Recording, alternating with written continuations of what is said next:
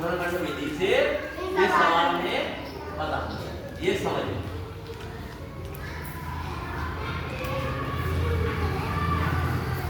हम कैसे करेंगे गुणनखंड विधि से, ये हुआ समझ, ठीक है। देखो सरल तरीका करने का। अब ये संख्या है हमारे पास 3, क्या संख्या है ये? 3 संख्या।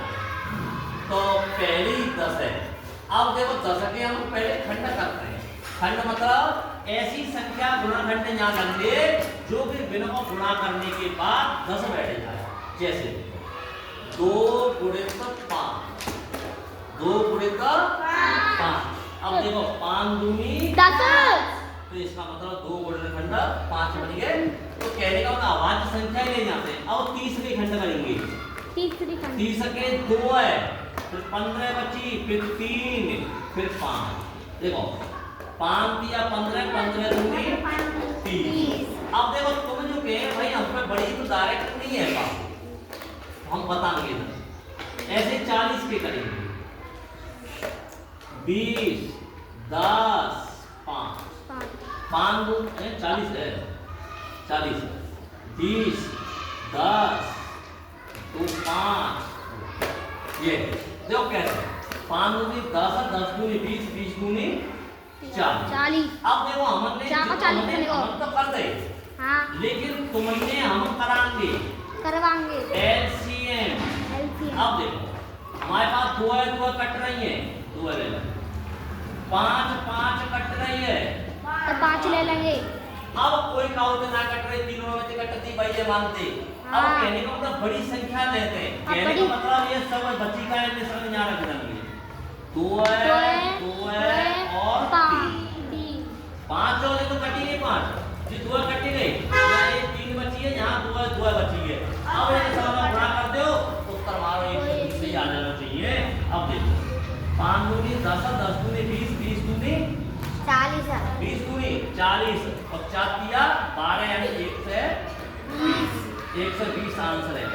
अब भी हमारा मन ने भाग विधि से करे पाओ, वो भी 120 ही 120 ही भयो। हाँ, ये 40, 30 और 10 से करे हो तो 120 ही भयो।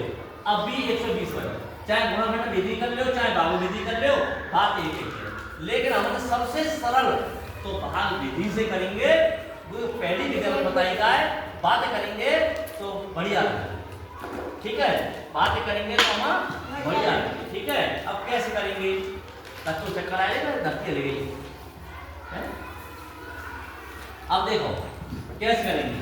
अब मान लो हम तीसरे खंड कर रहे हैं भाई, हम मान लो हम कैसे ना जान ले, हम नौजवानी मौका दिया हम पे ना गए खंड, तो हम कैसे कर सकते हैं? देखो 30 जहाँ में 2 को चले जाओ,